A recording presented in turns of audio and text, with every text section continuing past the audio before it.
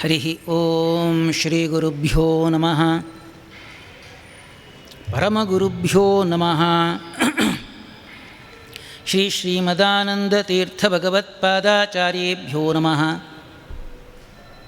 ಜಯತ್ಯಜೋಖಂಡಗುಣೋರುಮಂಡಲಃ ಸದೋದಿತೋ ಜ್ಞಾನಮರೀಚಿಮಾಲಿ ಸ್ವಭಕ್ತಹಾರ್ದ್ರೋಚ್ಛತಮೋ ನಿಹಂತ ವ್ಯಾಸಾವತಾರೋ ಹರಿರಾತ್ಮಭಾಸ್ಕರಃ. ಮನೋಜವಂ ಮಾರುತತುಲ್ಯವೇಗಂ ಜಿತೇಂದ್ರಿಯಂ ಬುದ್ಧಿಮತಾಂ ವರಿಷ್ಠಂ ವಾತಾತ್ಮಜಂ ವಾನರಯೂಥಮುಖ್ಯಂ ಶ್ರೀರಾಮದೂತಂ ಶಿರಸಾ ನಮಾಮಿ. ಅಭ್ರಮಂ ಭಂಗರಹಿತಂ ಅಜಡಂ ವಿಮಲಂ ಸದಾ ಆನಂದತೀರ್ಥಮತುಲಂ ಭಜೆ ತಾಪತ್ರಯಾಪಹಂ. ಚಿತ್ರೈಃ ಪದೈಶ್ಚ ಗಂಭೀರೈಃ ವಾಕ್ಯೈರ್ಮಾನೈರಖಂಡಿತೈಃ ಗುರುಭಾವಂ ವಿಂಜಯಂತಿ ಭಾತಿ ಶ್ರೀಜೈತೀರ್ಥವಾಕ್. ಕಾಲೇ ಫಲತಿ ಸುರದ್ರುಃ ಚಿಂತಾಮಣಿರಪಿ ಯಾಚನೇ ದಾತಾ.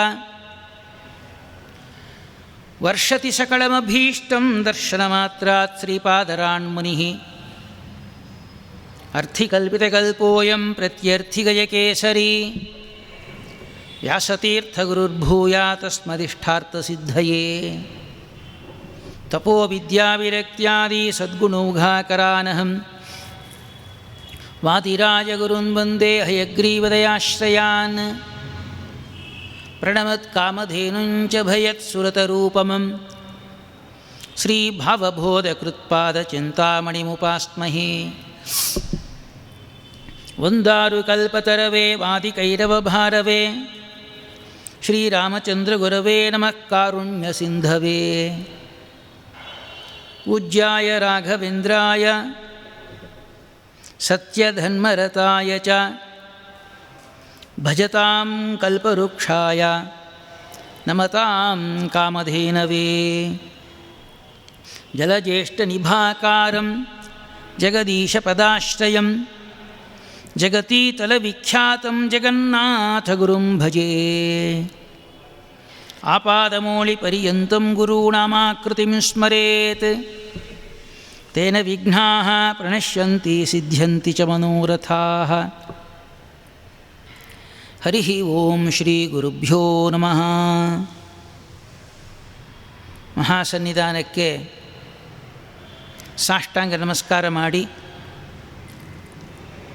ಪರಮಪೂಜ್ಯ ವ್ಯಾಸರಾಜ ಮಠಾಧೀಶರಾದ ಶ್ರೀ ವಿದ್ಯಾಶೀಷ ತೀರ್ಥ ಶ್ರೀಪಾದಂಗಳವರ ಪಾದಪದ್ಮಗಳಲ್ಲಿ ಅನಂತಾನಂತ ನಮಸ್ಕಾರ ಮಾಡಿ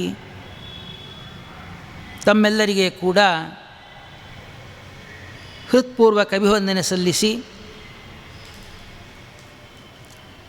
ಹರಿವಾಯುಗುರುಗಳು ಏನು ನುಡಿಸ್ತಾರೋ ಅದನ್ನು ನುಡಿಯೋದಕ್ಕೆ ಪ್ರಯತ್ನ ಪಡ್ತೇನೆ. ನಿತ್ಯ ಕರ್ಮಾನುಷ್ಠಾನದ ಮಹಿಮೆ. ಆ ನಿತ್ಯ ಕರ್ಮಾನುಷ್ಠಾನ ಹೆಸರೇ ನಿತ್ಯ ಕರ್ಮ ಅಂತೇಳಿ. ಆ ಕರ್ಮವನ್ನು ಬಿಡುವಂತೆ ಇಲ್ಲ. ಬಿಟ್ಟರೆ ಏನಾಗತ್ತೆ, ಮಾಡಿದಾಗ ಏನಾಗತ್ತೆ, ಅದರ ಪ್ರಾಶಸ್ತ್ಯ ಏನು, ನಿತ್ಯ ಕರ್ಮಗಳ ಮಾಡೋಣದರಿಂದ ನಮಗೇನು ಪ್ರಯೋಜನ ಆಗತ್ತೆ. ಅಸಲು ನಿತ್ಯ ಕರ್ಮಾನುಷ್ಠಾನ ಅಂದರೆ ಏನು, ಅದು ಯಾವುಗಳು, ಕೆಲವು ನಾವು ವಿಚಾರ ಮಾಡಿದಾಗ ಎದ್ದಿದ ಕೂಡಲೇ ನಾವು ಏನು ಮಾಡಬೇಕು, ಭಗವಂತನ ಸ್ತೋತ್ರ ಮಾಡಬೇಕು. ಅದಾದ ನಂತರದಲ್ಲಿ ಶೌಚ ವಿಧಿ. ಶೌಚ ಶುಚಿಯಾಗಿರುವಿಕೆ, ದೇಹವನ್ನು ಮನಸ್ಸನ್ನು ಶುದ್ಧಿ ಮಾಡಿಕೊಳ್ಳಬೇಕು. ತದಾದ ನಂತರದಲ್ಲಿ ಸ್ನಾನ. ಸ್ನಾನವನ್ನು ಹೇಗೆ ಮಾಡಬೇಕು, ನಿತ್ಯ ಸ್ನಾನ ಮಾಡ್ತೀವಿ, ಅದು ಸ್ನಾನ ಆಗೋದಿಲ್ಲ. ಮಾಡುವ ರೀತಿಯಲ್ಲಿ ಮಾಡಿದರೆ ಮಾತ್ರ ಸ್ನಾನ ಆಗತ್ತೆ. ಮತ್ತು ಊರ್ಧ್ವ ಪೌಂಡ್ರ ಧಾರಣೆ ಇವೆಲ್ಲ ಕಡ್ಡಾಯ. ಹೆಸರೇ ನಿತ್ಯ ಕರ್ಮಾನುಷ್ಠಾನ ಅಂತೇಳಿ ಬಿಡುವಂತೆ ಇಲ್ಲ. ಮತ್ತು ಪಾಪಪುರುಷ ವಿಸರ್ಜನೆ, ಗುರುಮಂತ್ರ ಮತ್ತು ಸಂಧ್ಯಾವಂದನ, ದೇವಪೂಜಾ ಮತ್ತು ರಾತ್ರಿ ಪೂಜಾ ಮತ್ತು ಪೂಜೆ ಮಾಡೋ ಕಾಲಕ್ಕೆ ಭಗವಂತನ ಪರಿವಾರತ್ವೇನ ದೇವತೆಗಳ ಪೂಜಾ ಮತ್ತು ವೈಶ್ವದೇವ, ಬಲಿಹರಣ, ಔಪಾಸನ, ಬಲಿಹರಣ, ಯಮತರ್ಪಣ, ಭೋಜನ. ನಾವು ಭೋಜನ ಕಡ್ಡಾಯ, ಬಾಕಿದೆಲ್ಲ ಕೂಡ ಬೇಕಾಬಿಟ್ಟು ಮಾಡಲಿಕ್ಕೆ ಹೊರಟಿದ್ದೇವೆ. ಭೋಜನ ಮಾಡಬೇಕಾದ್ರೆ ಹಿಂದೆ ಇದಲ್ಲ, ಅವೆಲ್ಲವನ್ನು ಮಾಡಿದಾಗ ಮಾತ್ರ ನಾವು ಭೋಜನ ಮಾಡುವುದಕ್ಕೆ ಅಧಿಕಾರ ಸಿಗುತ್ತಾ ಇದೆ. ಮುಂದಿನ ಜನ್ಮದಲ್ಲಿ ಈ ಊಟ ಮಾಡುವುದಕ್ಕೆ ಅಧಿಕಾರ ಸಿಗುತ್ತಾ ಇದೆ. ಏನು ಕರ್ಮಗಳು ಎಷ್ಟಿದೆ ಅಂಥೇಳಿ, ನಿತ್ಯ ಕರ್ಮಾನುಷ್ಠಾನ, ನೈಮಿತ್ತಿಕ ಕರ್ಮಾನುಷ್ಠಾನ, ಕಾಮ್ಯ ಕರ್ಮಾನುಷ್ಠಾನ ಅಂಥೇಳಿ. ನಿತ್ಯ ಕರ್ಮಾನುಷ್ಠಾನ, ನೈಮಿತ್ತಿಕ ಕರ್ಮಾನುಷ್ಠಾನ ಕಡ್ಡಾಯವಾಗಿ ಮಾಡಬೇಕು. ಕಡ್ಡಾಯವಾಗಿ ಕಾಮ್ಯ ಕರ್ಮಾನುಷ್ಠಾನ ಬಿಡಬೇಕು. ನಿತ್ಯ ಕರ್ಮ ಹೇಳಿದ್ವಲ್ಲ, ಸ್ನಾನ, ಶೌಚ, ಸ್ನಾನ, ಸಂಧ್ಯಾವಂದನ, ಊರ್ಧ್ವಪೌಂಡ್ರ ಇತ್ಯಾದಿಗಳೆಲ್ಲ ಕೂಡ ಅತಿಥಿ ಅಭ್ಯಾಗತಿಗಳ ಸೇವೆ, ಮಾತೃ ಸೇವೆ, ತಂದೆ ತಾಯಿಗಳ ಸೇವೆ, ಗುರುಗಳ ಸೇವೆ, ಮಾತೃದೇವೋ ಭವ ಕಡ್ಡಾಯ, ಪಿತೃದೇವೋ ಭವ, ಆಚಾರ್ಯ ದೇವೋ ಭವ, ಅತಿಥಿ ದೇವೋ ಭವ, ದೇವಪಿತೃಕಾರ್ಯಾಭ್ಯಾಂ ನ ಪ್ರಮದಿತವ್ಯಂ. ವಿಧಿ ದೇವಪಿತೃಕಾರ್ಯಾಭ್ಯಾಂ, ದೇವತೆಗಳ ಸೇವೆಯಲ್ಲಿ, ಪಿತೃಗಳ ಸೇವೆಯಲ್ಲಿ ಯಾವಾಗೂ ಪ್ರಮತ್ತನಾಗಿರಬೇಕಂತೆ. ವಿಧಿ ನಿತ್ಯ ಕರ್ಮಾನುಷ್ಠಾನ. ನೈಮಿತ್ತಿಕ ಕರ್ಮಾನುಷ್ಠಾನ, ಸಂಕ್ರಮಣ, ತುಲಾ ಸಂಕ್ರಮಣ, ಧನುರ್ಸಂಕ್ರಮಣ ಮತ್ತು ಈ ನದಿ ಸ್ನಾನ, ಈ ಮಾಸದಲ್ಲಿ ಬರತಕ್ಕಂತಹ ವಿಶೇಷ ದಿವಸ ಮಾಡತಕ್ಕಂತಹ ದಾನಾದಿಗಳು, ಗ್ರಹಣ, ಉಗಾದಿ, ಅಕ್ಷತೃತೀಯ ಇತ್ಯಾದಿಗಳ ಪರ್ವಕಾಲದಲ್ಲಿ ನೈಮಿತ್ತಿಕ ಒಂದು ನಿಮಿತ್ತ ಮಾಡಿಕೊಂಡು, ನಿತ್ಯ ಅಲ್ಲ ನಿಮಿತ್ತ, ಅಕ್ಷತೃತೀಯ ವಿಶೇಷ ದಿವಸ ದಾನ ಮಾಡಬೇಕು, ಅಕ್ಷಯವಾಗತ್ತೆ. ಸೂರ್ಯಗ್ರಹಣ ಒಂದು ವಿಶೇಷ ನಿಮಿತ್ತ, ವಿಶೇಷ ದಾನ ಫಲ ಬರುತ್ತೆ. ಜಪ ಇತ್ಯಾದಿ ಇದೆಲ್ಲ ನಿಮಿತ್ತ ಮಾಡಿಕೊಂಡು ಮಾಡತಕ್ಕಂಥದ್ದು ಕರ್ಮಾನುಷ್ಠಾನ, ಅವು ಕೂಡ ಕಡ್ಡಾಯ. ಆದರೆ ಕಾಮ್ಯ ಕರ್ಮಾನುಷ್ಠಾನ, ಮಕ್ಕಳಾಗಬೇಕು, ಆಶ್ಲೇಷ ಬಲಿ, ಮಕ್ಕಳಾಗಬೇಕು, ಪುತ್ರ ಕಾಮೇಷ್ಟಿ, ಮತ್ತು ಏನೋ ಬೇಕು, ಮತ್ತೊಂದು ಯಾಗ, ಹೋಮ, ಹವನ ಇತ್ಯಾದಿಗಳೆಲ್ಲ ಕೂಡ ಕಾಮ್ಯ ಕರ್ಮ. ಕರ್ಮ ಬಿಡು ಅಂತ ಹೇಳ್ತಾ ಇಲ್ಲ, ಕಾಮ್ಯ ಕರ್ಮವನ್ನು ಬಿಡು ಅಂತ ಹೇಳ್ತಾ ಇದೆ ಅಷ್ಟೇ. ನಿಮಗೆ ಹೋಮ ಮಾಡಬೇಡ ಅಂತ ಹೇಳ್ತಾ ಇಲ್ಲ, ದಾನ ಮಾಡಬೇಡ ಅಂತ ಹೇಳ್ತಾ ಇಲ್ಲ. ಆ ದಾನದ ಉದ್ದೇಶ ಹರಿಪ್ರೀತನಾಗಲಿ. ದಾನ ಯಾಕೆ ಮಾಡಬೇಕು? ಭಗವಂತ ನನಗೆ ಶ್ರೀಮಂತಿಕೆ ಕೊಟ್ಟಿದ್ದಾನೆ, ನಾ ದಾನ ಮಾಡಬೇಕು ಅಷ್ಟೇ.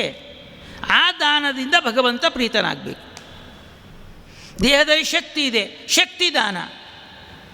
ವೃದ್ಧರಿರ್ತಾರೆ, ಅವರಿಗೆ ಕೈಲಾಸ ಸಹಾಯ ಮಾಡೋದು, ಇವೆಲ್ಲ ಕೂಡ ಕಾಮ್ಯ ಕರ್ಮ.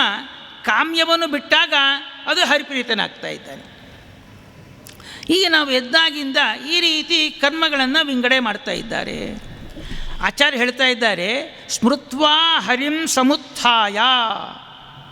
ಆಚಾರ್ಯರ ವಾಕ್ಯ. ಆಚಾರ್ಯರ ವಾಕ್ಯ ಅಂದರೆ ವೇದದ ವಾಕ್ಯನೇ. ವೇದಗಳನ್ನು ಅರ್ಥ ಮಾಡಿಕೊಳ್ಳುವ ತಾಕತ್ತು ನಿಮಗೆ ಇಲ್ಲ.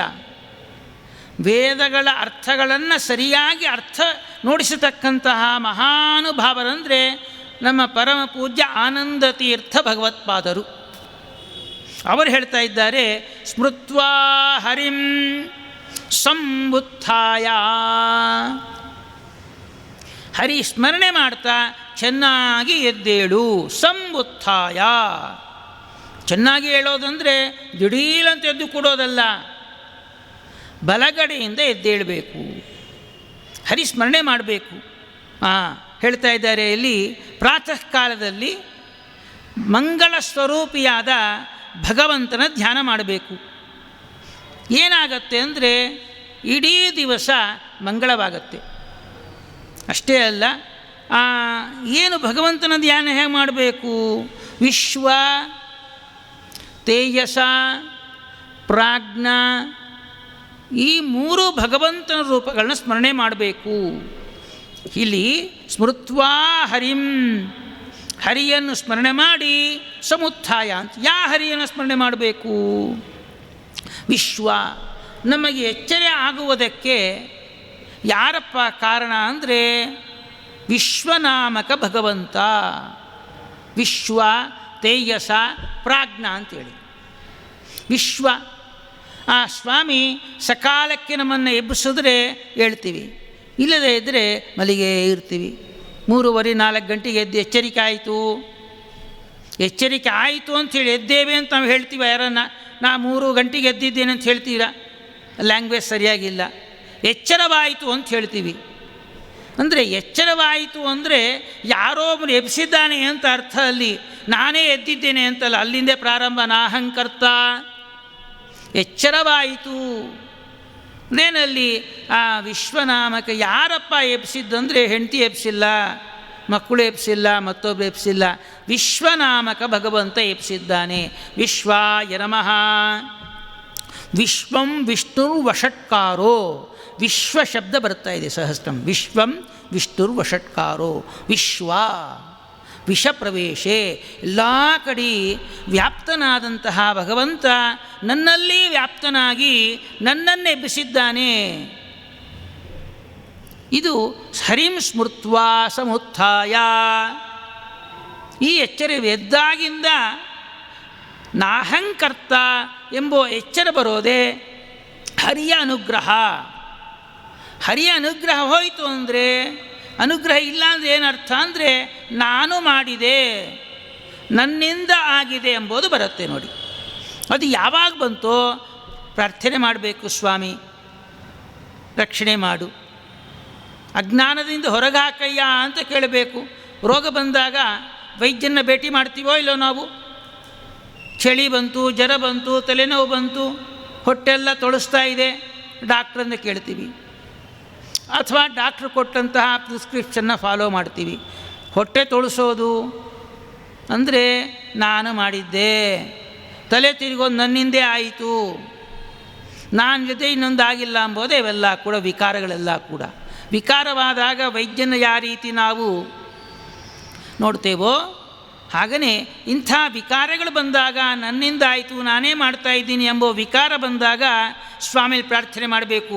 ಯಾವನು ದುಷ್ಟಶಕ್ತಿನಲ್ಲಿ ಸೇರಿದ್ದಾನೆ ಅದು ಸ್ಮರಣೆ ಮಾಡೋದೇ ಸ್ಮೃತ್ವಾ ಹರಿಂ ಸಮುತ್ಥಾಯ. ಸ್ವಾಮಿ ಎಬ್ಸಿದ್ಯಾ ನನ್ನ, ನೀನು ಎಬ್ಸದೇ ಇದ್ದರೆ ನಾನು 3:15 ಎಲ್ಲಿ ಕೇಳಿ ಆಗ್ತಾಯಿ ಸ್ವಾಮಿ ಅಂಥೇಳಿ ಅವನ ಸ್ಮರಣೆ ಮಾಡಿ. ಅಷ್ಟೇ ಅಲ್ಲ, ಹೇಳೋದ್ರಿಂದ ಏನಾಗತ್ತೆ ನಮಗೆ ಅಂದರೆ ಹೇಳ್ತಾ ಇದ್ದಾರೆ, ಪರಮಾತ್ಮ ತೃಪ್ತನಾಗ್ತಾನಂತೆ.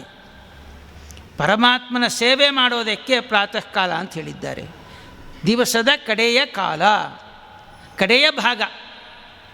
ಎದ್ದ ನಂತರ ಏನು ಮಾಡಬೇಕಲ್ಲಿ? ಭಾಗವತ ಪ್ರಥಮ ಸ್ಕಂದದಲ್ಲಿ ಹೇಳ್ತಾ ಇದ್ದಾರೆ, 3ನೇ ಅಧ್ಯಾಯದಲ್ಲಿ ಭಗವಂತನ ಅವತಾರಗಳನ್ನು ಚಿಂತನೆ ಮಾಡಬೇಕು.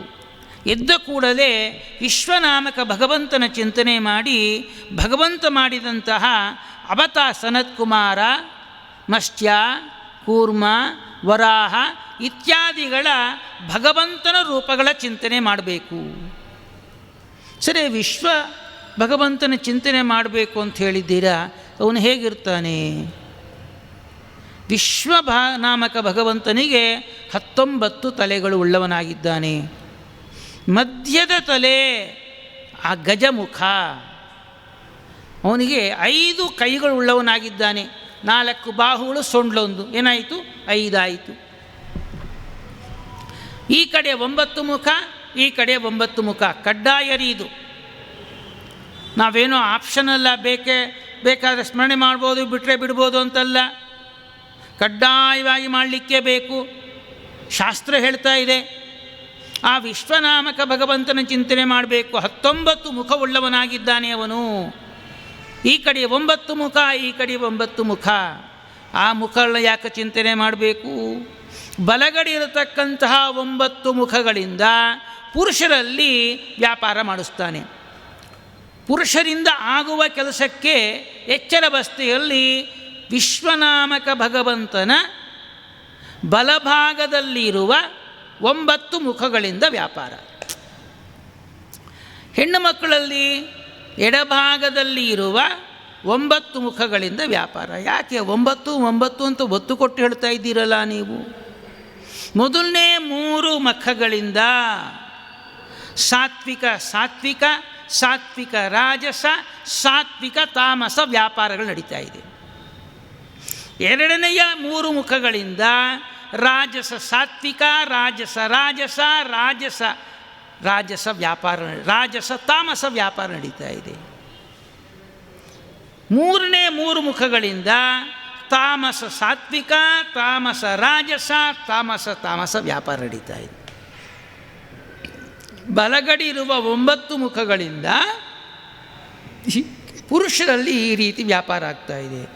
ಎಡಗಡೆ ಇರತಕ್ಕಂಥ 9 ಮುಖಗಳಿಂದ ಇದೇ ರೀತಿ ಸತ್ವ ರಾಜಸ, ಸತ್ವ ತಾಮಸ. ಎರಡನೇ 3 ಮುಖ ರಾಜಸ ಸತ್ವ, ರಾಜಸ ತಾಮಸ. ಮೂರನೇ 3 ಮುಖಗಳಿಂದ ತಾಮಸ ಸತ್ವ, ತಾಮಸ ರಾಜಸ, ತಾಮಸ. ಇದು ಹೇಗೆ ಏನೋ ಶಬ್ದಗಳನ್ನು ಪ್ರಯೋಗ ಮಾಡ್ತಾ ಇದ್ದೀರಲ್ಲ? ಭಾಗವತದಲ್ಲಿ ನಿರೂಪಣೆ ಮಾಡ್ತಾ ಇದ್ದಾರೆ. ಸತ್ವ ಅಂದರೆ ಏನು? ಶುದ್ಧ ಸತ್ವ, ಸಾತ್ವಿಕ ಗುಣ. ನಮ್ಮಲ್ಲಿ ಭಕ್ತಿ ಭಾವದಿಂದ ನಾನು ಮಾಡಿಲ್ಲ, ಸ್ವಾಮಿ ಮಾಡಿಸಿದ್ದಾನೆ ಅಂಥೇಳಿ ತ್ರಿಕರಣ ಶುದ್ಧಿ ಎಂದ ಒಂದು ನಮಸ್ಕಾರವನ್ನು ಮಾಡ್ತೀವಲ್ಲ ನಾವು, ಸಾತ್ವಿಕ ಗುಣ. ದೇವತೆಗಳಿಂದ ಆಗ್ತಾ ಇದೆ. ಸಾತ್ವಿಕ ರಾಜಸ ಸ್ವಲ್ಪ ಡೈಲ್ಯೂಟ್ ಆಯ್ತಲ್ಲಿ. ಏನಲ್ಲಿ ಸಾತ್ವಿಕವಾಗಿರ್ತೀವಿ, ಒಮ್ಮೆ ನನ್ನಿಂದ ಆಯಿತು ಅಂತೇಳಿ. ಸಾತ್ವಿಕ ತಾಮಸ ನಾನು ಮಾಡಿದ್ದೇನೆ ಅಂಥೇಳಿ. ರಾಜಸ ಹೇಗೆ ಅಂದರೆ, ಒಂದು ದೃಷ್ಟಾಂತ ನಿಮಗೆ. ಹಾಲು ಸಾತ್ವಿಕ, ಹಸುವಿನ ಹಾಲು ಸಾತ್ವಿಕ. ಸಾತ್ವಿಕ ಎಮ್ಮೆ ಹಾಲು, ಸಾತ್ವಿಕ ರಾಜಸ ಎಮ್ಮೆ ಹಾಲು, ಸಾತ್ವಿಕ ತಾಮಸ ಮೇಕೆ ಹಾಲು. ಸಾತ್ವಿಕ ರಾಜಸ ಸಾತ್ವಿಕ ಎಮ್ಮೆ ಹಾಲು. ಆ ಎಮ್ಮೆ ಹಾಲಿಗೆ ಸ್ವಲ್ಪ ಬೇರೆ ಮಿಕ್ಸ್ ಮಾಡಿದ್ದೇವೆ. ಯಾವುದು ಮಿಕ್ಸ್ ಮಾಡಿದ್ದೇವೆ? ಡಿಕಾಷನ್ ಮಿಕ್ಸ್ ಮಾಡಿದ್ದೀವಿ. ಸಾತ್ವಿಕ ರಾಜಸ ಸಾತ್ವಿಕ ಆಯಿತು. ಆ ಎಮ್ಮೆ ಹಾಲಿಗೆ ಸ್ವಲ್ಪ ಸಕ್ಕರೆ ಮಿಕ್ಸ್ ಮಾಡಿದ್ದೀವಿ, ರಾಜಸ ಸಾತ್ವಿಕ ಆಯಿತು.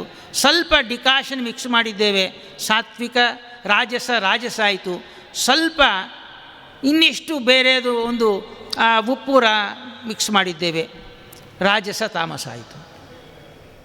ತಾಮಸ ಹಾಲೇ ಇಲ್ಲ, ಹಾಲಿನ ಅಂಶವೇ ಇಲ್ಲ ಅಲ್ಲಿ, ಬರೇ ಡಿಕಾಷನು.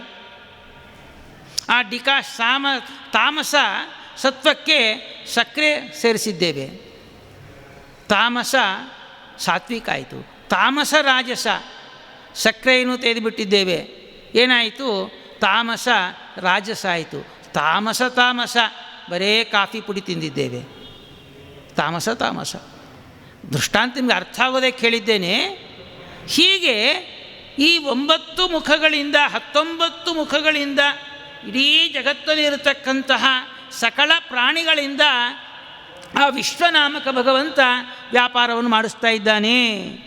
ಅದಾದ ನಂತರದಲ್ಲಿ ಈ ಭಗವಂತನ ಅವತಾರಗಳ ಬಗ್ಗೆ ಚಿಂತನೆ ಮಾಡಬೇಕು. ಭಾಗವತ ಕೇಳಿರ್ತೇವೆ, ಕಪಿಲನಾಮಕ ಭಗವಂತನ ಅವತಾರ, ಅಲ್ಲಿ ಮಾಡಿದಂಥ ಉಪದೇಶ ಏನಲ್ಲಿ ಮಾಡಿದಂಥ ಉಪದೇಶ?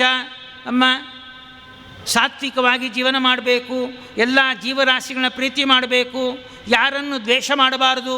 ಅದ್ಭುತವಾದಂಥ ಈ ಕಪಿಲಗೀತ ಇದೆಲ್ಲ ಈ ಸಮಾಜಕ್ಕೆ ದೊಡ್ಡ ಸಿಲೆಬಸ್ ಕೊಡಬೇಕು. ಅದನ್ನು ನಾವು ವಿಸ್ತೃತವಾಗಿ ಈ ಸಮಾಜದಲ್ಲಿ ಪ್ರಚಾರವನ್ನು ಮಾಡಿದಾಗ ಸಾಕಷ್ಟು ಪಾಪಗಳು ಕಡಿಮೆ ಆಗುತ್ತೆ. ಎಲ್ಲರನ್ನೂ ಪ್ರೀತಿ ಮಾಡು ಅಂತ ಹೇಳ್ತಾ ಇದೆ. ಅಷ್ಟೇ ಅಲ್ಲ, ಎಲ್ಲ ಜೀವರಾಶಿಗಳನ್ನು ಪ್ರೀತಿ ಮಾಡು ಅಂತ ಹೇಳ್ತಾ ಇದ್ದೇನೆ ಭಗವಂತ. ಎಷ್ಟು ದೊಡ್ಡವು ರೀ! ನೀನು ಸಾವಿರಾರು ಗಟ್ಟಲೆ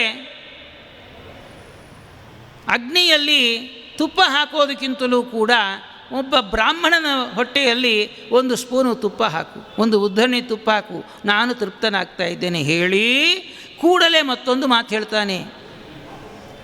ಕೇವಲ ಬ್ರಾಹ್ಮಣರನ್ನೇ ಅಲ್ಲ, ಎಲ್ಲರಲ್ಲಿ ನಾನು ಇದ್ದೇನೆ, ಎಲ್ಲರೇ ಇರ್ತಕ್ಕಂಥ ನನ್ನನ್ನು ಈ ಪ್ರೀತಿಯಿಂದ ನೋಡ್ಕೋಬೇಕು. ಬರೇ ಮನುಷ್ಯರೇ ಅಲ್ಲ, ಸಕಲ ಪ್ರಾಣಿಗಳನ್ನು ಶುನಿಚೈವ ಶ್ವಪಾಕೆ ಚ ಪಂಡಿತಾ ಸಮದರ್ಶಿನಃ.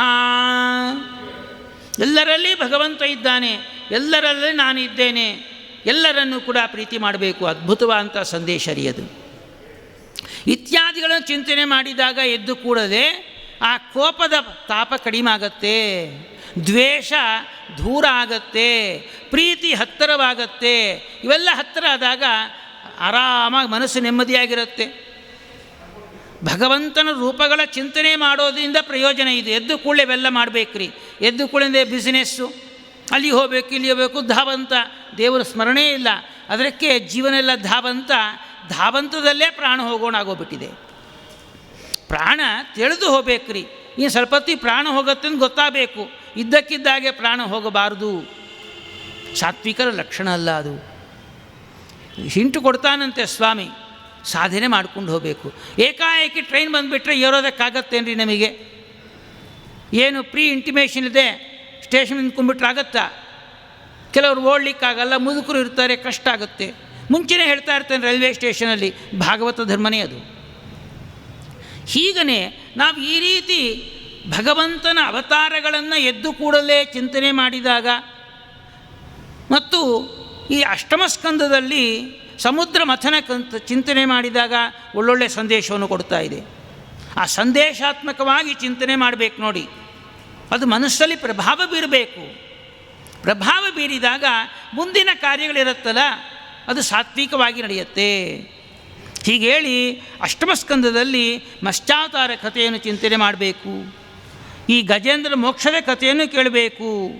ಹೀಗೆ ಹೇಳ್ತಾ ಇದ್ದಾರೆ ಇಲ್ಲಿ.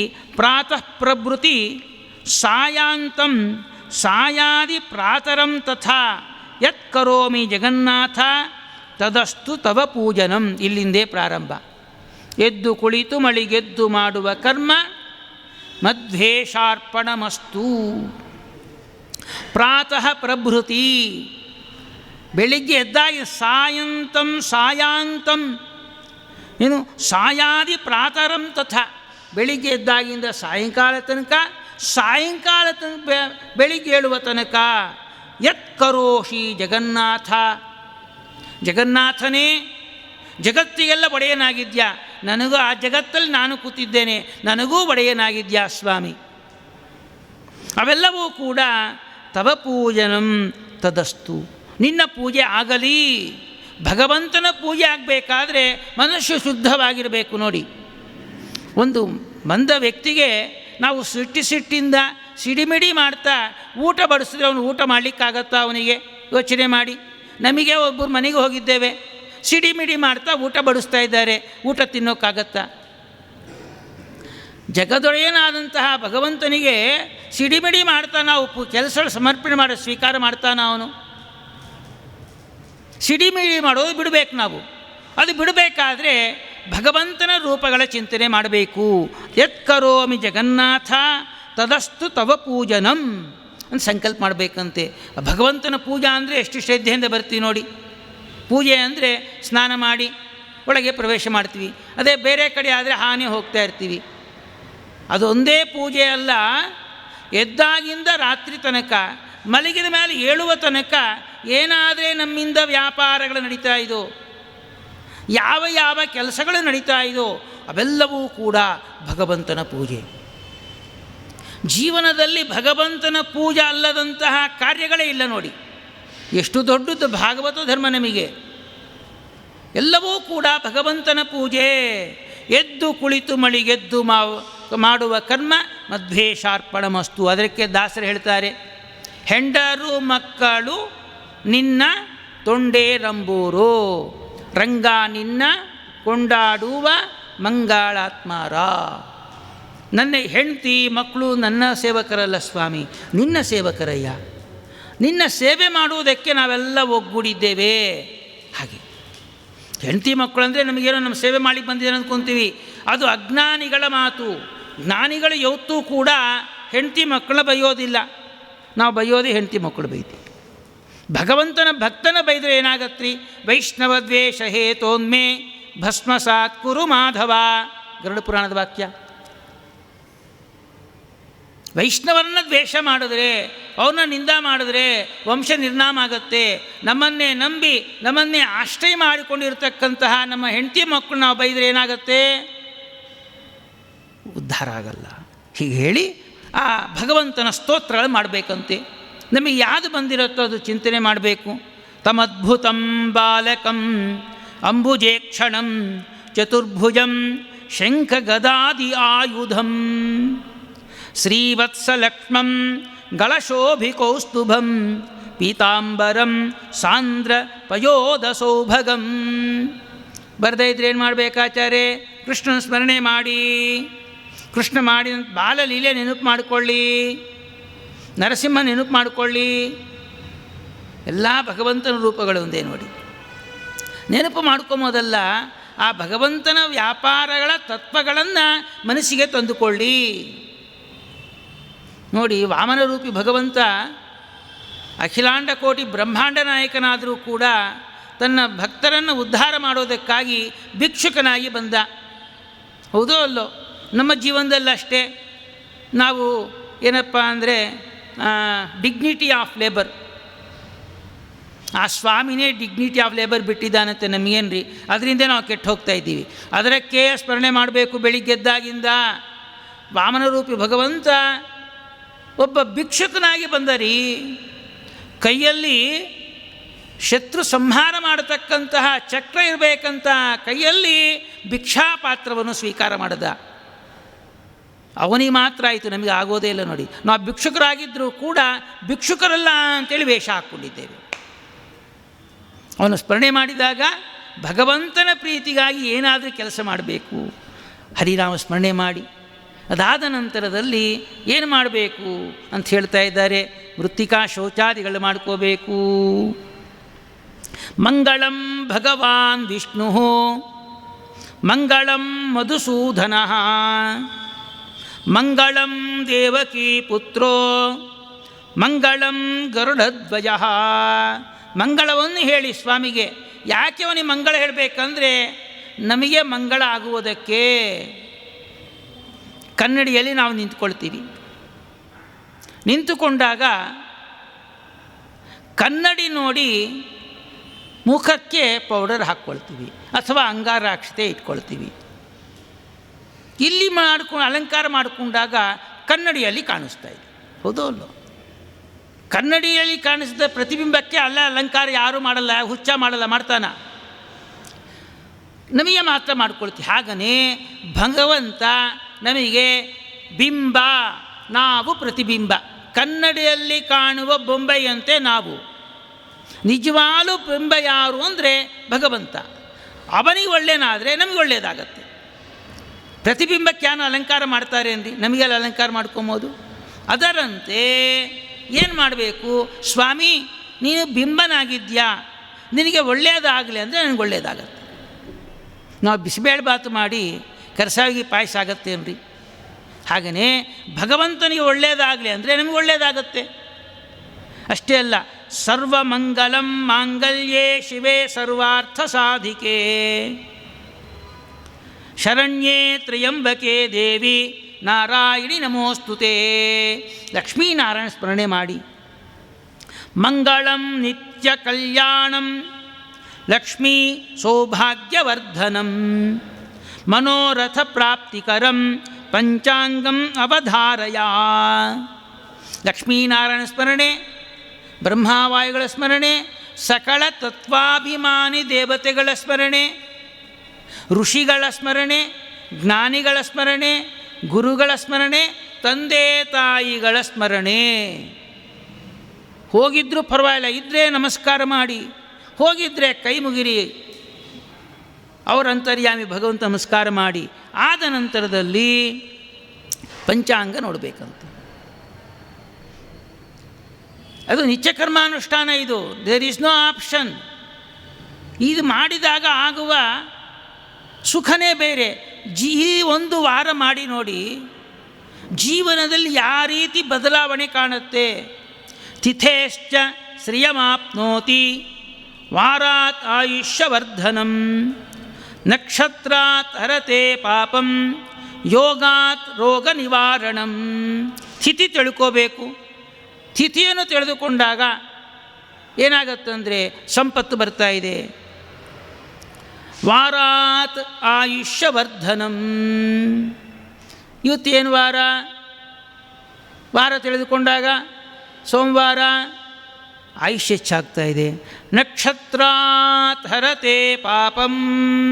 ನಕ್ಷತ್ರ ತಿಳಿದುಕೊಂಡಾಗ ಪಾಪಗಳು ನಾಶ ಆಗ್ತಾ ಇದೆ. ಯೋಗಾತ್ ರೋಗ ನಿವಾರಣಂ. ಯೋಗ ತಿಳಿದುಕೊಂಡಾಗ ಅವತ್ತಿನ ರೋಗ ಎಲ್ಲ ಕೂಡ ಪರಿಹಾರ ಆಗ್ತಾ ಇದೆ. ಕರಣಾತ್ ಕಾರ್ಯಸಿದ್ಧಿ ಸ್ಯಾತ್. ತಿಥಿ, ವಾರ, ನಕ್ಷತ್ರ, ಯೋಗ, ಕರಣ, ಪಂಚಾಂಗ ಇಟ್ಕೊಂಡು ನೋಡಿದಾಗ ಶ್ರೀಮಂತಿಕೆ ಬರ್ತಾ ಇದೆ, ಆಯುಷ್ಯ ಬರ್ತಾ ಇದೆ, ಪಾಪ ನಾಶ ಆಗ್ತಾ ಇದೆ, ರೋಗ ನಿವಾರಣ, ಹಿಡಿದಂಥ ಕಾರ್ಯಸಿದ್ಧಿ ಆಗ್ತಾ ಇದೆ. ಪಂಚಾಂಗ ಫಲಮುತ್ತಮಂ ಪಂಚಾಂಗಂ ಪಠತೆ ನಿತ್ಯಂ ಶ್ರೋತುಮಿಚ್ಛಂತಿ ಯೇ ನರಾಹ. ಅಷ್ಟೇ ಅಲ್ಲ, ಈ ರೀತಿ ಪಂಚಾಂಗವನ್ನು ಯಾರಾದರೆ ನೋಡ್ತಾನೋ ಅಗ್ನಿಷ್ಟೋಮ ಫಲಂ ತೇಷಾಂ ಗಂಗಾ ಸ್ನಾನಂ ದಿನೇ ದಿನೇ ಸರ್ವೇ ಗ್ರಹಾಃ ತುಭ್ಯೇಕಾದಶಸ್ಥಾನ ಫಲದಾ ವರದಾ ಭವಂತು. ಹೀಗೆ ತಿಥಿ, ನಕ್ಷತ್ರ, ವಾರ, ಯೋಗ, ಕರಣವನ್ನು ತಿಳಿದುಕೊಂಡಾಗ ಅಗ್ನಿಷ್ಟೋಮ ವಾಜಪೇಯ ಯಾಗದ ಮಾಡಿದ ಫಲ ಬರ್ತಾ ಇದೆ. ಅನಾಯಾಸವಾಗಿ ನೋಡಿ. ನಮಗೆ ವಿಚಾರ ಗೊತ್ತಿಲ್ಲ, ಗೊತ್ತಿದ್ದಾಗ ಮಾಡಿದ್ರೆ ಏನಾಯಿತು? ಹಿಂದೆ ಮಾಡಿದ್ದೆಲ್ಲ ಕೂಡ ಇವಾಗ ನೆನಪು ಮಾಡ್ಕೊಂಡು ಭಗವಂತ ಸ್ಮರಣೆ ಮಾಡಿಬಿಡಿ. ಇವತ್ತು ಗೊತ್ತಾಯಿತು ನಮಗೆ, ನಾಳೆಯಿಂದ ಪ್ರಾರಂಭ ಮಾಡಿದ್ದೇವೆ, ಸಂಕಟ ಆಯಿತು, ಇಷ್ಟು ದಿವಸ ನಮಗೆ ಮಾಡಿಲ್ಲಲ್ಲಪ್ಪ, ಅದೆಲ್ಲ ಕಾಲ ವ್ಯರ್ಥ ಆಯ್ತಲ್ಲ, ಯೋಚನೆ ಮಾಡೋದು ಬೇಡ. ಹಿಂದೆಲ್ಲ ನೆನಪು ಮಾಡ್ಕೊಂಡು ಇವಾಗ ಕೊಟ್ಬಿಡಿ ಸ್ವಾಮಿಗೆ. ಆ ಹಿಂದೆ ನಾವು ಹುಟ್ಟಿದಾಗಿಂದ ಇವತ್ತಿನ ತನಕ ಏನು ಮಾಡಿಲ್ಲೋ ಈ ಅನುಷ್ಠಾನ ಎಲ್ಲ ಕೂಡ ಸ್ವಾಮಿ ಕೊಡ್ತಾನೆ. ಇನ್ನೂ ನಮಗೆ ಆಸೆ ಹೆಚ್ಚಾಯಿತು, ಹಿಂದಿನ ಜನ್ಮದಲ್ಲಿ ಇತ್ತಲ್ರಿ, ಅವಾಗ ಗೊತ್ತಿತ್ತ ನಮಗೆ ಇನ್ನೂ ನಾಯಿ ಹುಟ್ಟಿದ್ದಿ, ಆವಾಗ ಹೇಗೆ ಬರುತ್ತೆ? ಅದು ಕೂಡ ಇವಾಗನೇ ಸಮರ್ಪಣೆ ಮಾಡಿಬಿಡಿ ಸ್ವಾಮಿಗೆ. ಎಷ್ಟು ದೊಡ್ಡ ಪುಣ್ಯ ಬಂತು ನೋಡಿ. ಸೂಕ್ಷ್ಮದಲ್ಲಿ ಸೂಕ್ಷ್ಮ. ನಮ್ಮ ಧರ್ಮ ಬಹಳ ಸೂಕ್ಷ್ಮವಾಗಿದೆ ರೀ. ಈ ರಹಸ್ಯವನ್ನು ತಿಳಿಸ್ಬೇಕಷ್ಟೇ, ಆ ಶಾಸ್ತ್ರ ತಿಳಿಸಿಕೊಡ್ತಾ ಇದೆ. ಅಷ್ಟೇ ಅಲ್ಲ, ಅಗ್ನಿಷ್ಟೋಮ ಫಲಂ ತೇಷಾಂ ಗಂಗಾ ಸ್ನಾನಂ ದಿನೇ ದಿನೇ. ಪ್ರತಿನಿತ್ಯದಲ್ಲಿ ಗಂಗಾ ಸ್ನಾನದ ಫಲ ಬರ್ತಾ ಇದೆ. ಅಷ್ಟೇ ಅಲ್ಲ, ಎಲ್ಲ ಗ್ರಹಗಳು ಕೂಡ ಅನುಕೂಲವಾಗ್ತಾ ಇದೆ, ವರಗಳನ್ನು ಕೊಡ್ತಾ ಇದೆ. ಏನಿವೆಲ್ಲ ನಾವು ಅಭ್ಯಾಸ ಮಾಡ್ಕೊಂಡ್ಬಿಟ್ರೆ ತಾನಾಗೆ ಬಂದ್ಬಿಡತ್ತೆ ರೀ. ಮತ್ತು ಅಷ್ಟೇ ಅಲ್ಲ, ಸ್ವಸ್ತಿ ಪ್ರಜಾಭ್ಯ ಪರಿಪಾಲಯಂತಾಂ ನ್ಯಾಯೇನ ಮಾರ್ಗೇಣ ಮಹೀಂ ಮಹಿಷಾಃ ಗೋಬ್ರಾಹ್ಮಣೇಭ್ಯ ಶುಭಮಸ್ತು ನಿತ್ಯಂ ಲೋಕಾಃ ಸಮಸ್ತಾಃ ಸುಖಿನೋ ಭವಂತು. ಇದು ಮನಸ್ಸು ನೆಮ್ಮದಿ ಆಗುತ್ತೆ. ನಾವು ಊಟ ಮಾಡೋದಕ್ಕಿಂತಲೂ ಕೂಡ 10 ಜನಕ್ಕೆ ಕೊಟ್ಟಾಗ ಆಗುವ ಆನಂದ ಬಹಳ ದೊಡ್ಡದು ರೀ. ಒಬ್ಬ ಹಸಿದವನಿಗೆ ಊಟ ಹಾಕಿದಾಗ, ಅವನು ಊಟ ಮಾಡಿ ಸಂತೋಷವಾಗಿದ್ದಾಗ ಆ ಮುಖ ನೋಡಿದಾಗ ನಮಗೆ ಹಸಿವೇ ಆಗೋದಿಲ್ಲ. ಅದೇ ಹೇಳ್ತಾ ಇದ್ದಾರೆ ಇಲ್ಲಿ, ಸ್ವಸ್ತಿ ಪ್ರಜಾಭ್ಯ. ಎಲ್ಲರೂ ಕೂಡ ಒಳ್ಳೆಯದಾಗಲಿ. ಬ್ರಾಹ್ಮಣ ಕೇಳಬೇಕಾಗಿರೋ ಪ್ರಥಮ ಕರ್ತವ್ಯ, ಬ್ರಾಹ್ಮಣನಾದವನು ಅವನು ಕೆಟ್ಟೋಗಬೇಕು, ಇವನು ಕೆಟ್ಟೋಗಬೇಕು ಅಂತ ಕೇಳು ಅಂತ ಹೇಳ್ತಾ ಇಲ್ಲ. ಅವನ ಸಾಯಿಸಲಿಕ್ಕೆ ಬಂದವನು ಕೂಡ ಚೆನ್ನಾಗಿರಲಿ ಅಂತ ಕೇಳಬೇಕಂತೆ. ಅದಕ್ಕೆ ಅವನು ಬ್ರಾಹ್ಮಣ ಅಂತ ಹೇಳ್ತಾ ಇದ್ದಾರೆ.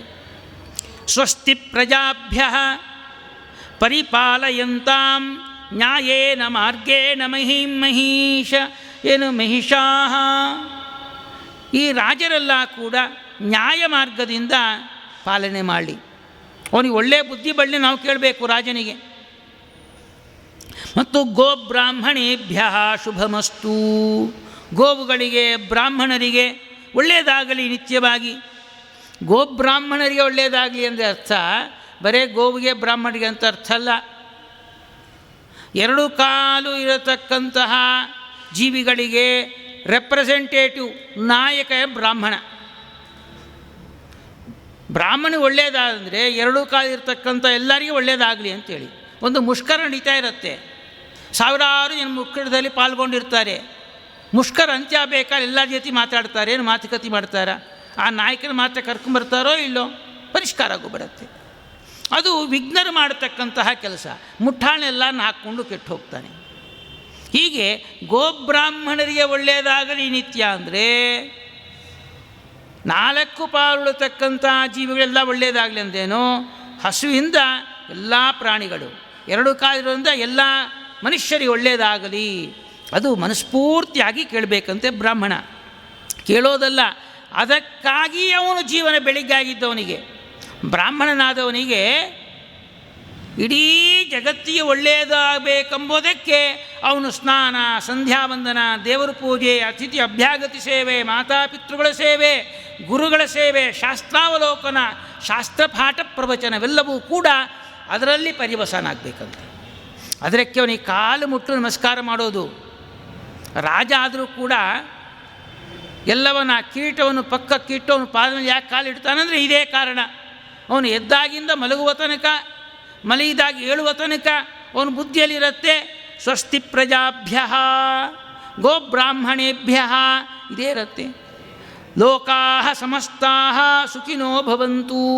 ನೋಡಿ, ಬ್ರಾಹ್ಮಣ ಏನಾದರೆ ಅವನು ನಿತ್ಯ ಕರ್ಮಾನುಷ್ಠಾನವನ್ನು ಮಾಡ್ತಾ ಇದ್ದಾನೋ ಅವನಿಗಾಗಿ ಅಲ್ಲ, ಇಡೀ ಜಗತ್ತಿಗಾಗಿ. ಅಷ್ಟೇ ಅಲ್ಲ, ಕಾಲೇ ವರ್ಷತು ಪರ್ಜನ್ಯ ಪೃಥಿವೀ ಸಸ್ಯಶಾಲಿನಿ ದೇಶೋಯಂ ಕ್ಷೋಭರಹಿತಃ ಸಜ್ಜನಾಃ ಸಂತು ನಿರ್ಭಯಾಃ. ಕಾಲಕಾಲದಲ್ಲಿ ಯಾವ ಪೈರಿಗೆ ಎಷ್ಟೆಷ್ಟು ಮಳೆ ಬೇಕು ಅಷ್ಟೇ ಮಳೆ ಹಾಕಬೇಕು. ಹೆಚ್ಚು ಹಾಕಿದ್ರೂ ಕೆಟ್ಟೋಗುತ್ತೆ, ಕಡಿಮೆ ಹಾಕಿದ್ರೂ ಬೆಳೆಸು ಬರಲ್ಲ.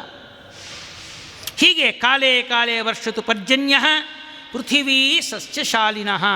ಈ ಭೂಮಂಡಲವೆಲ್ಲ ಕೂಡ ಒಳ್ಳೆ ಶ್ರೀಮಂತಿಕೆ ಆಗಿರಬೇಕು, ಸಸ್ಯವನ್ನು ಬೆಳೆಸಬೇಕು. ದೇಶೋಯಂ ಕ್ಷೋಭರಹಿತ. ದೇಶ ಅಂದೇನು, ಈ ದೇಶದತಕ್ಕಂಥ ಯಾರೂ ಕೂಡ ದುಃಖವನ್ನು ಪಡಬಾರದು, ಸಜ್ಜನರು ನಿರ್ಭಯವಾಗಿ ಓಡಾಡಬೇಕಂತೆ. ಅಪುತ್ರಾಃ ಪುತ್ರಿಣಃ ಸಂತು ಪುತ್ರಿಣಃ ಸಂತು ಪೌತ್ರಿಣಃ. ಮಕ್ಕಳಿಲ್ಲದವರಿಗೆ ಮಕ್ಕಳಾಗಬೇಕು, ಮಕ್ಕಳಿದ್ದವರಿಗೆ ಒಳ್ಳೆಯರಾಗಬೇಕು. ಅಧನಾಃ ಸಧನಾಃ ಸಂತು. ನಿರ್ಭಾಗ್ಯರೆಲ್ಲ ಕೂಡ ಭಾಗ್ಯವಂತರಾಗಬೇಕು. ಜೀವಂತು ಶರದಂ ಶತಂ. ಎಲ್ಲರೂ ಕೂಡ 100 ವರ್ಷ ಬಾಳಬೇಕು ಅಂಥೇಳಿ ನಾವು ಪ್ರಾರ್ಥನೆ ಮಾಡಬೇಕ್ರಿ ಎದ್ದಾಗಿಂದ. ಇದು ಓತ್ ಅಂತೀವಿ, ಇದು ಪ್ರತಿಜ್ಞಾ ಅಂತ ಹೇಳ್ತೀವಲ್ಲ. ಬ್ರಾಹ್ಮಣನಾದವನು ಪ್ರತಿಯೊಬ್ಬ ಮನುಷ್ಯನೂ ಕೂಡ ಎದ್ದ ಕೂಡಲೇ ಅವನು ಪ್ರತಿಜ್ಞಾ ಮಾಡಿಯೇ ಕೆಳಗಿಡಬೇಕು. ಇದು ನಿತ್ಯ ಕರ್ಮಾನುಷ್ಠಾನ, ಏನೋ 1 ದಿವಸ 2 ದಿವಸ ಅಲ್ಲ. ಈ ರೀತಿ ನಾವು ಜೀವನವನ್ನು ಅಳವಡಿಸಿಕೊಂಡಾಗ ಒಂದು ಮೈನಸ್ ಸೆಟ್ ಆಗಿಬಿಡುತ್ತೆ. ನಾನು ಹೀಗೆ ಪ್ರತಿಜ್ಞೆ ಮಾಡಿದ್ದೇನೆ, ಅದಕ್ಕೆ ವಿರುದ್ಧವಾದಂತಹ ಕಾರ್ಯಗಳನ್ನು ಮಾಡಬಾರದು, ಚುಚ್ಚುತ್ತಾ ಇರತ್ತೆ ಮಾಡ್ತಾಯಿದ್ರೆ. ಇದು ಮಾಡಬೇಕಂತೆ.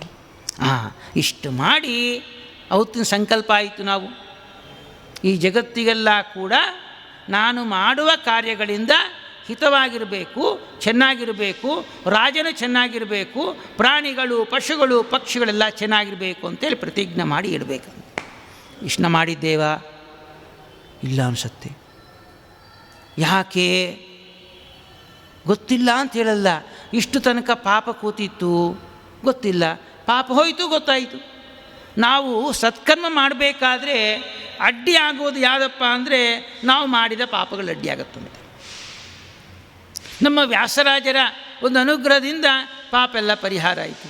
ವ್ಯಾಸರಾಜೋ ವ್ಯಾಸರಾಜ ಇತಿ ಸದಾ ಜಪನ್ ಮುಚ್ಯತೆ ಸರ್ವ ದುಃಖೇಭ್ಯ ತದಂತರ್ಯಾಮಿಣೋ ಬಲಾತ್. ನಿರಂತರದಲ್ಲಿ ವ್ಯಾಸರಾಜರ ಸ್ಮರಣೆ ಮಾಡಿ, ರಾಯರ ಸ್ಮರಣೆ ಮಾಡಿ, ಪ್ರಾಣದೇವರ ಸ್ಮರಣೆ ಮಾಡಿ, ಆ ರಾಮಚಂದ್ರನ ಸ್ಮರಣೆ ಮಾಡಿ. ರಾಮಚಂದ್ರ ರಾಘವೇಂದ್ರ, ರಾಮಚಂದ್ರ ರಾಘವೇಂದ್ರ, ವ್ಯಾಸರಾಜರೇ ಗೋಪಾಲಕೃಷ್ಣನ ಸ್ಮರಣೆ ಮಾಡ್ತಾ ಇದ್ದರೆ ಇಂಥ ಹೊಸ ಹೊಸ ವಿಚಾರಗಳು ಗೊತ್ತಿದ್ದರೂ ಕೂಡ ಮಾಡದೇ ಇದ್ದೀವಿ. ಕೆಲವರಿಗೆ ಗೊತ್ತಿಲ್ಲ, ಕೆಲವರು ಗೊತ್ತಿದ್ದರೂ ಕೂಡ ಮಾಡ್ತಾ ಇಲ್ಲ. ಗೊತ್ತಿದ್ದರೂ ಮಾಡ್ತಾ ಇಲ್ಲ ಅಂದರೆ ಪಾಪ ಕೂತಿದೆ ಅಂತೇಳಿ, ತಿಳಿದೇ ಇಲ್ಲ ಅಂದ್ರೇನು ಪಾಪ ಕೂತಿದೆ ಅಂತ ಅರ್ಥ. ಇವರ ಒಂದು ಸ್ಮರಣೆಯಿಂದ, ದೊಡ್ಡವರ ನಾಮಸ್ಮರಣೆ ಮಾಡೋದರಿಂದ, ದೊಡ್ಡವರು ಎದ್ದಿದ ಕೂಡಲೇ ಸ್ಮರಣೆ ಮಾಡೋದರಿಂದ ಈ ಪಾಪಗಳು ದೂರ ಹೋಗುತ್ತೆ.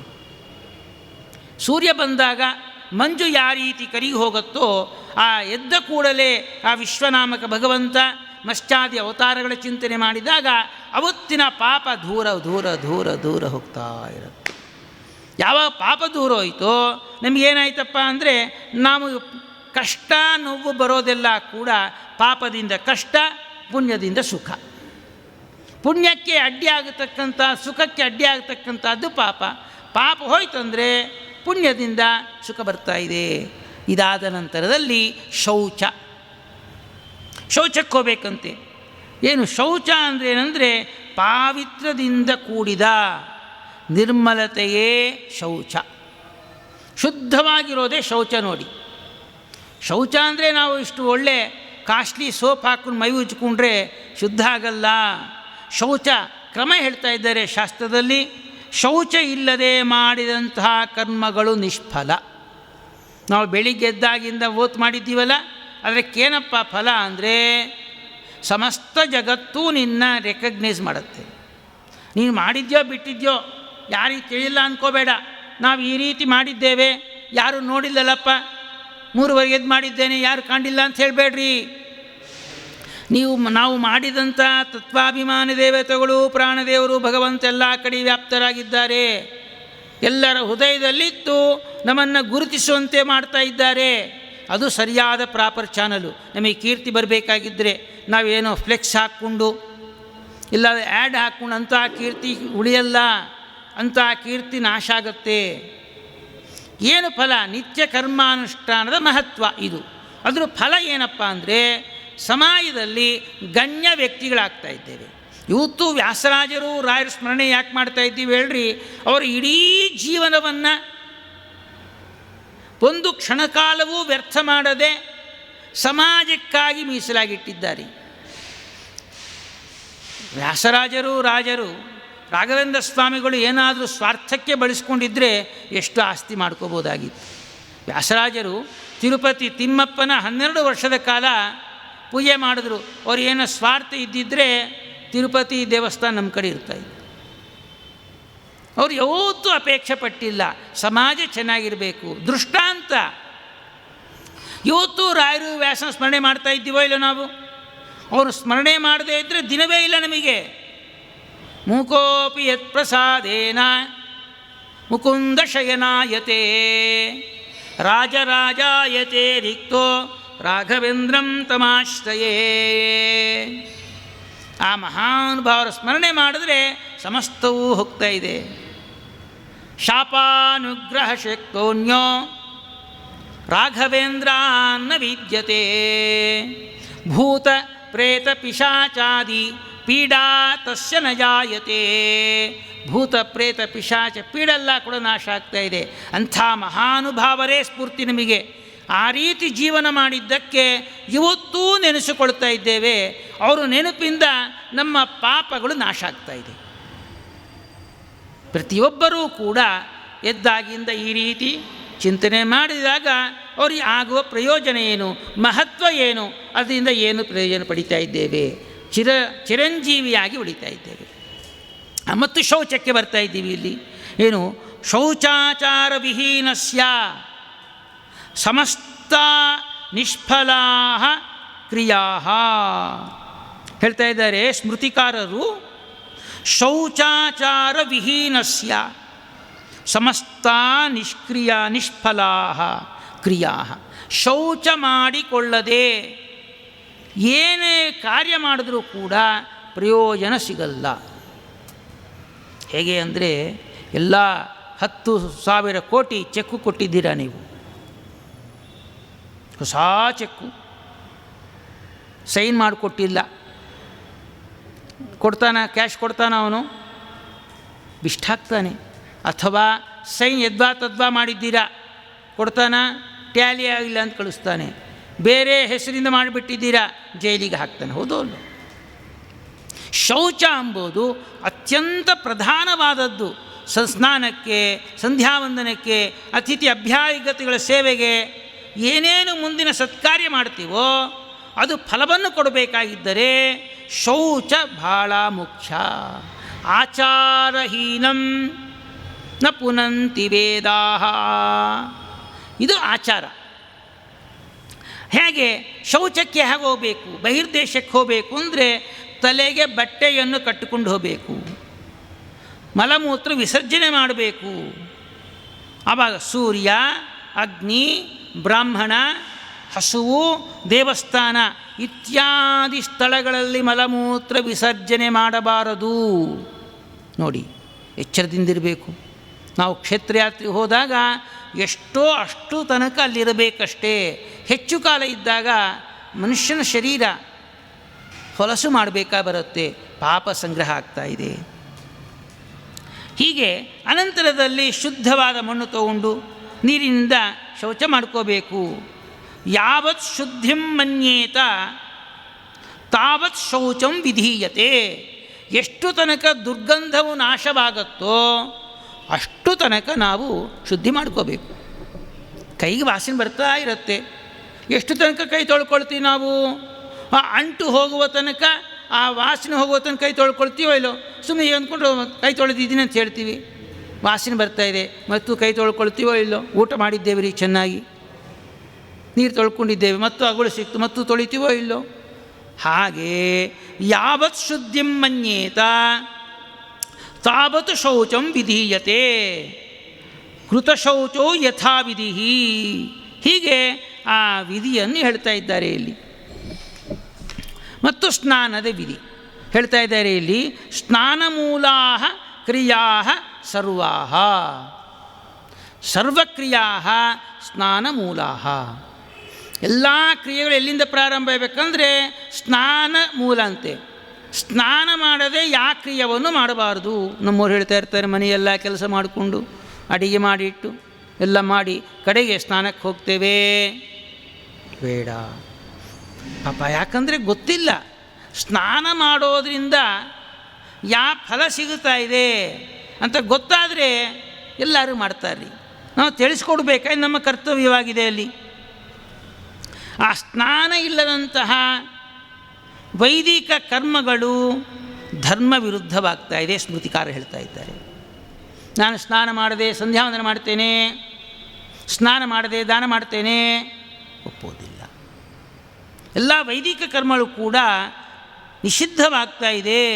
ಅಷ್ಟೇ ಅಲ್ಲ, ಆ ಸೃಷ್ಟಿ ಪ್ರಾರಂಭದಲ್ಲಿ ಚತುರ್ಮುಖ ಬ್ರಹ್ಮದೇವರು ಸ್ನಾನವನ್ನು ಮಾಡೇ ಮಾಡಿದ್ದಾರಂತೆ. ಎಲ್ಲ ಕರ್ಮಗಳನ್ನು ಕೂಡ ಮುಂಚೆ ಸೃಷ್ಟಿ ಮಾಡಿದ್ದು ನೀರನ್ನು ಸೃಷ್ಟಿ ಮಾಡೋದಂತೆ ಬ್ರಹ್ಮದೇವರು. ನೋಡಿ, ನಾವು ಮನೆ ಕಟ್ಟಬೇಕಾದ್ರೆ ನೀರಿದೋ ಇಲ್ಲೋ ಅಂತ ಕೇಳ್ತೀವಿ. ಒಂದು ಮನೆ ಬಾಡಿಗೆ ಹೋಗಬೇಕಾದ್ರೂ ಕೂಡ ನೀರಿನ ವ್ಯವಸ್ಥೆ ಹೇಗ್ರಿ? ಇನ್ನು ಸ್ವಲ್ಪ ಆಚಾರ ಇದ್ದವನು ಬೋರ ಬಾವಿನ ಅಂತ ಕೇಳ್ತಾನೆ. ಅದೆರಡೂ ಇಲ್ಲ ಅಂದರೆ ವಾಪಸ್ ಬಂದುಬಿಡ್ತಾನೆ. ಕೆಲವರು ಕಾವೇರಿ ಇದ್ದರೆ ಸಾಕು, ಕೆಲವು ಬೋರ್ ಇದ್ದರೂ ಸಾಕು, ಕೆಲವು ಬಾವಿನೇ ಇರಬೇಕು, ಕೆಲವು ಬಾವಿನೇ ಕೆಲಸಕ್ಕೆ ಬರಲ್ಲ, ನದಿನೇ ಬೇಕು, ನದಿ ದಡಿಗೆ ಹೋಗಿರ್ತಾರೆ. ನೀರಿಗೆ ಅಷ್ಟು ಪ್ರಾಶಸ್ತ್ಯ. ಸ್ನಾನ ಅಂದರೆ ನೀರು ಹೇಳ್ತಾ ಇದ್ದಾರೆ ಇಲ್ಲಿ. ಆ ಸ್ನಾನ ನೀರಿಂದ ಸಕಲವೂ ಶುದ್ಧಿ ಆಗ್ತಾ ಇದೆ. ಅಪಹ ಸ್ವಭಾವತೋ ಮೇಧ್ಯ. ಆ ನೀರು ಸ್ವಭಾವನೇ ಶುದ್ಧಿ ಅಂತೆ. ಶುದ್ಧಿ ಮಾಡಬೇಕು, ನೀರು ಬೇಕಂತ ಹೇಳ್ತೀವೋ ಇಲ್ಲ ರೀ? ಪಾತ್ರೆ ತೊಳಿಬೇಕು, ಯಾಕೋ ಪಾತ್ರೆ ತೊಳೆದಿಲ್ಲ, ನೀರು ಬಂದಿಲ್ಲ. ಯಾಕೋ ಸ್ನಾನ ಮಾಡಿಲ್ಲ, ನೀರು ಇಲ್ಲ. ಶಾಸ್ತ್ರ ಹೇಳ್ತಾ ಇದೆ, ಆಪಹ ಸ್ವಭಾವತೋ ಮೇಧ್ಯ. ನೀರು ಅಂದ್ರೇ ಶುದ್ಧಿ, ಶುದ್ಧಿಗೆ ಪ್ರತೀಕ ಪರ್ಯಾಯ ಪದ ಅಂದ್ರೇನು? ಶುದ್ಧಿ ಹೇಳ್ತಾ ಇದ್ದಾರೆ. ಹೀಗೆ ಆ ಸ್ವಾಭಾವಿಕವಾದಂಥ ಶುದ್ಧಿ ಅಂದರೆ ನೀರಿಂದ ಸ್ನಾನ ಮಾಡಬೇಕು.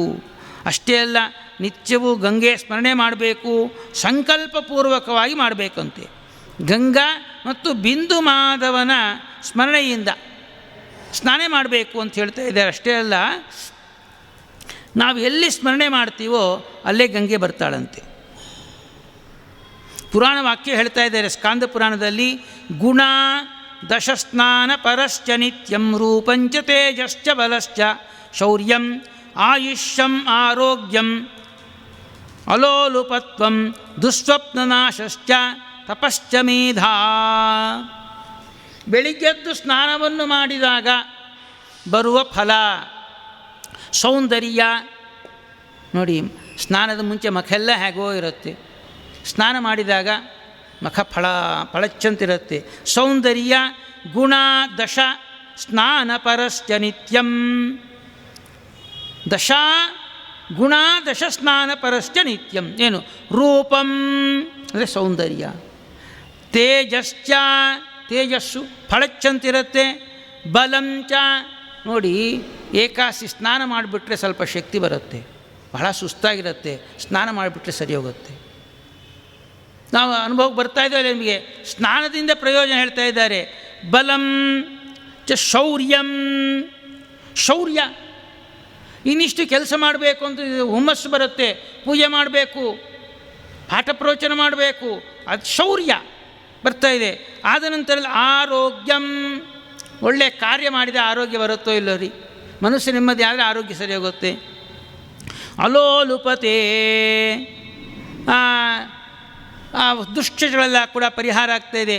ದುಸ್ವಪ್ನ ನಾಶನಂ, ಏನೋ ಯಾವುದೋ ನೋಡಬಾರ್ದ ದೃಶ್ಯಗಳು ಬಂದಿರುತ್ತೆ, ಮನಸ್ಸು ವಿಕಾರ ಆಗಿರುತ್ತೆ, ಅದರಿಂದ ಪಾಪ ಸಂಗ್ರಹ ಆಗಿರುತ್ತೆ. ನಾವು ಮೈಲಿಗೋನು ಮುಟ್ಟರೆ ಸ್ನಾನ ಮಾಡಿ ಶುದ್ಧಿ ಆಗ್ತೀವೋ ಇಲ್ಲೋ? ಮೈಲಿಗೆ ಅಂದರೆ ಈ ಮೈಲಿಗಿಂತಲೂ ಕೂಡ ಮನೆಯಲ್ಲಿ ಮನಸ್ಸಲ್ಲೇ ಹೊಲಸು ಕೂತಿದೆ. ಪರದಾರ ಸುತರ ಮನಸ್ಸಿಗೆ ಬಂದಾಗ ಮೈಲಿಗೆ ಆಯಿತು, ಏನಾಗುತ್ತೆ? ಅದು ನಾಶ ಆಗಬೇಕಾದ್ರೆ ಸ್ನಾನವನ್ನು ಮಾಡಬೇಕು. ಸ್ನಾನ ಮಾಡಿದಾಗ ಆ ಪಾಪದಿಂದ ಹೊರಗೆ ಬರ್ತಾ ಇದ್ದೀವಿ. ಅದಕ್ಕೆ ಎದ್ದ ಕೂಡಲೇ ಹರಿನಾಮ ಸ್ಮರಣೆ, ಆದ ನಂತರ ಶೌಚ, ಆದ ನಂತರ ಕೂಡಲೇ ಸ್ನಾನ ಮಾಡಬೇಕಂತೆ. ಏನಾಗ್ತಾಯಿದೆ ಅಲ್ಲಿ? ದುಸ್ವಪ್ನ ನಾಶನ, ತಪಸ್ಸು, ತದ್ದಿ ತಪಃ ಅಹಂ ವೃಕ್ಷಶ್ಚರೇರಿವ. ತಪ ಆಲೋಚನೆ ಅಂತೇಳಿ ಒಳ್ಳೊಳ್ಳೆ ಯೋಚನೆ ಬರುತ್ತೆ. ಸ್ನಾನ ಮಾಡಿದ ನಂತರದಲ್ಲಿ ಏನು ಮಾಡಬೇಕು? ತುಳಸಿ ಗಿಡಕ್ಕೆ ನೀರು ಹಾಕಬೇಕು, ಪಾಠ ಹೇಳಬೇಕು, ದೇವ್ರ ಪೂಜೆ ಮಾಡಬೇಕು, ಗಾಯತ್ರಿ ಮಾಡಬೇಕು. ಅದೇ ತಪ ಆಲೋಚನೆ, ತಪಸ್ಸಾಗ್ತಾ ಇದೆ. ಮತ್ತು ಮೇಧಾ, ಬುದ್ಧಿ ಚುರುಕಾಗತ್ತೆ. ಯಾವಾಗಾದರೆ ಒಳ್ಳೊಳ್ಳೆ ವಿಚಾರಗಳು ಬಂತೋ ಒಳ್ಳೆ ಚೂಟಿಯಾಗತ್ತೆ. ಇದೇ ಹೇಳಿದ್ರೆ ದುಸ್ವಪ್ನ ನಾಶಶ್ಚ ತಪಶ್ಚ ಮೇಧಾ ಗುಣದಶ ಸ್ನಾನ ಪರಶ್ಚ ನಿತ್ಯಂ. ಅದಕ್ಕೆ ನಿತ್ಯ ಸ್ನಾನ ಮಾಡಬೇಕು. ನಾವು ವಾರಕ್ಕೊಂದ್ಸಲ ಸ್ನಾನ ಮಾಡ್ತೇನೆ, ಸೆಂಟ್ ಹಾಕ್ಕೊಂಡಿರ್ತೇನೆ, ನಮ್ಮ ಒಂದು ಸಂಸ್ಕೃತಿ ಅಲ್ಲ. ಪ್ರತಿನಿತ್ಯ ಸ್ನಾನ ಬೇಕು. ಸ್ನಾತಃ ಶೌಚಂ ಆಪ್ನೋತಿ ಸ್ನಾನಂ ತುಷ್ಟಿಕರಂ ಪರಂ ಬಾಹ್ಯಂ ಅಭ್ಯಂತರಂ ದೋಷಂ ಸ್ನಾನೇನ ಪ್ರಣದತ್ಯಪಿ ದುಸ್ವಪ್ನ ಶಮನಂ ಸ್ನಾನಂ ಚ ಆಮಂಗಲ್ಯ ಪ್ರಣಾಶನಂ. ಆಮಂಗಲ್ಯ, ಮುಂಚೆ ನಮಗೇನೋ ಅಮಂಗಳ ಬರೋದಿದೆ, ಅದು ನಾಶ ಮಾಡುತ್ತಂತೆ. ಸ್ನಾನ ಮಾಡಿಬಿಟ್ರೆ ಇಷ್ಟು ಸ್ನಾನದ ಫಲ ಗೊತ್ತಿಲ್ಲ, ಅದಕ್ಕೆ ಯಾವಾಗ 2 ಗಂಟೆಗೋ 3 ಗಂಟೆಗೋ ಇಲ್ಲ ಸ್ನಾನನೇ ಬಿಟ್ಬಿಟ್ಟಿರ್ತೀವಿ. ಆಮಂಗಲ್ಯಂಚ, ಏನೋ ಅಮಂಗಳ ವಾರ್ತೆ ಬರೋದಿದೆ, ಯಾವುದೋ ದುಷ್ಟವಾದ ಇದು ಬರೋದಿದೆ, ಸ್ನಾನ ಮಾಡಿಬಿಟ್ರೆ ಅಲ್ಲಲ್ಲೇ ಪರಿಹಾರ ಆಗೋಗ್ಬಿಡ್ತಾ ಇದೆ. ಆಮಂಗಲ್ಯಂಚ ಮತ್ತು ಮಾಂಗಲ್ಯ ಜನನಂ, ಒಳ್ಳೆಯದಾಗತ್ತಂತೆ. ಪ್ರಾತಃ ಕಾಲ ಸ್ನಾನ ಮಾಡಿದಾಗ ಮಾಂಗಲ್ಯ ಜನನಂ ಮುಖ್ಯಂ ಮನಶೌಚಕರಂ ಪರಂ, ಮನಸ್ಸು ಶುದ್ಧಿ ಆಗ್ತಾ ಇದೆ. ವನ್ಹಿ ವೃದ್ಧಿಕರಂ ಸ್ನಾನಂ ಸ್ನಾನಂ ಸೌಭಾಗ್ಯವರ್ಧನಂ. ಅಲಕ್ಷ್ಮೀ ನಾಶ ಆಗ್ತಾ ಇದ್ದಾಳೆ. ಯಾವಾಗಾದರೆ ನಾವು ಸ್ನಾನ ಮಾಡಿ ದಶದಿಕ್ಕಿನಲ್ಲಿ ಕೂಡ ಆ ಹೊಸ್ತಲಿಗೆ ರಂಗೋಲಿ ಹಾಕಿ ಮನೆ ಮುಂದೆ ನೀರು ಹಾಕಿದ್ರೆ ಲಕ್ಷ್ಮೀದೇವಿ ಒಳಗೆ ಬರ್ತಾಳೆ. ನಾವೆಲ್ಲ ನೀರು ಗಲೀಜಿದ್ರೆ ಕೂತ್ಕೊಳ್ತೀವಿ ಅನ್ರಿ, ನಾವು ಹೊಲಸಿದ್ರೆ ಪಕ್ಕದಲ್ಲಿ ಕೂತ್ಕೊಳ್ತೀವಿ. ಲಕ್ಷ್ಮೀದೇವಿ ನೋಡ್ತಾಳಂತೆ, ಶುದ್ಧವಾಗಿಟ್ಟಿದ್ದಾಳೆ, ಇಲ್ಲಿ ನನ್ನ ಸ್ವಾಮಿಯ ಪೂಜೆ ನಡೆದು ಬಂದು ಕೂತ್ಕೊಳ್ತಾಳೆ. ಲಕ್ಷ್ಮೀದೇವಿ ಬಂದಂದರೆ ಸಮಸ್ತವು ಸಿದ್ಧಿಯಾಗೋಯ್ತು. ಅದೇ ಹೇಳ್ತಾ ಇದ್ದೆ ನೋಡ್ರಿ ಇಲ್ಲಿ, ಮಾಂಗಲ್ಯ ಜನನಂ ಮುಖ್ಯಂ ಮನಶೌಚಂ ಪರಂ ವನ್ಹಿ ವೃದ್ಧಿಕರಂ ಸ್ನಾನಂ ಸ್ನಾನಂ ಸೌಭಾಗ್ಯವರ್ಧನಂ. ಒಳ್ಳೆ ಸಂಪತ್ತು ಬರ್ತಾ ಇದೆ ನೋಡಿ. ಹಿಂದಿನ ಕಾಲದಲ್ಲಿ ದೇವತೆಗಳೆಲ್ಲರೂ ಕೂಡ ಈ ಧನುರ್ಮಾಸ ಬರ್ತಾ ಇದೆ, ಬ್ಯಾನ ಸ್ನಾನ ಮಾಡ್ತಾಯಿದ್ರು. ತಿರುಪತಿಯಲ್ಲಿ ಈ ನದಿ ಅಭಿಮಾನಿ ದೇವತೆಗಳೆಲ್ಲ ಕೂಡ ಬೆಳಿಗ್ಗೆ ಬಂದು ರಂಗೋಲಿ ಹಾಕ್ತಾಯಿದ್ರಂತೆ ಸ್ನಾನ ಮಾಡಿ ಭಗವಂತನ ಭಕ್ತರ ಮನೆ ಮುಂದೆ.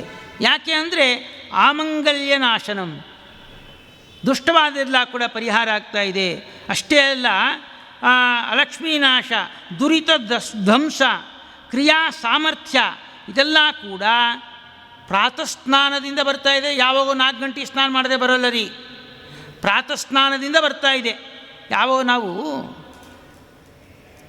ಮನುಷ್ಯ ಜೀವಂತವಾಗಿದ್ದಾಗ